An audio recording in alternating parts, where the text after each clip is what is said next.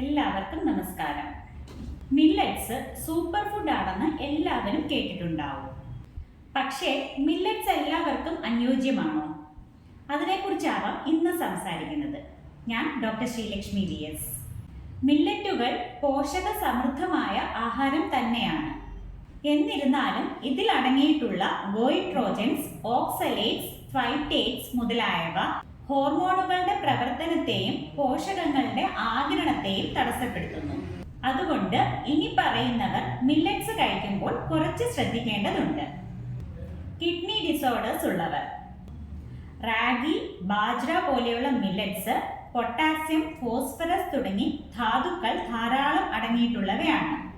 ഈ കൂടിയ തോതിലുള്ള ധാതുക്കളെ കാര്യക്ഷമമായി പുറന്തള്ളാൻ കിഡ്നിക്ക് കഴിഞ്ഞെന്ന് വരില്ല. ഇത് ശരിയായ രീതിയിൽ പുറന്തള്ളപ്പെടാതെ ശരീരത്തിൽ അടിഞ്ഞുകൂടി കാലക്രമേണ ഹൃദയത്തിനും എല്ലുകൾക്കും ദോഷകരമായി തീരുകയും ചെയ്യും. അടുത്തതായി തൈറോയിഡ് രോഗങ്ങൾ ഉള്ളവർ. അയഡിന്റെ ആഗിരണത്തെ തടയുന്ന ഗോയിട്രോജൻസ് ഉള്ളതുകൊണ്ട് ഇത് തൈറോയിഡിന്റെ പ്രവർത്തനത്തെ ബാധിക്കുന്നു. ഇതിൽ അടങ്ങിയിരിക്കുന്ന നാരുകൾ ചിലർക്ക് വയറുപെരുക്കത്തിനും ദഹന പ്രശ്നങ്ങൾക്കും കാരണമാകുന്നു. ശരീരത്തിൽ അയണിന്റെ അംശം കുറവുള്ളവർ.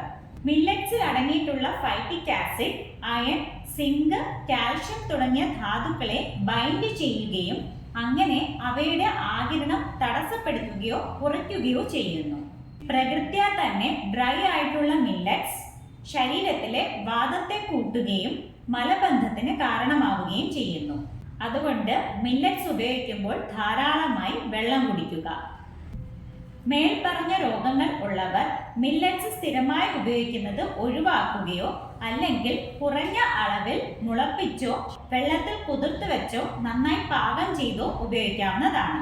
മില്ലറ്റ്സ് നിങ്ങളുടെ ആരോഗ്യത്തിന് അനുയോജ്യമാണോ എന്നറിയാൻ ഡോക്ടറുടെ നിർദ്ദേശം തേടുക. കൂടുതൽ ആരോഗ്യ വിവരങ്ങൾക്കായി ചാനൽ സബ്സ്ക്രൈബ് ചെയ്യൂ.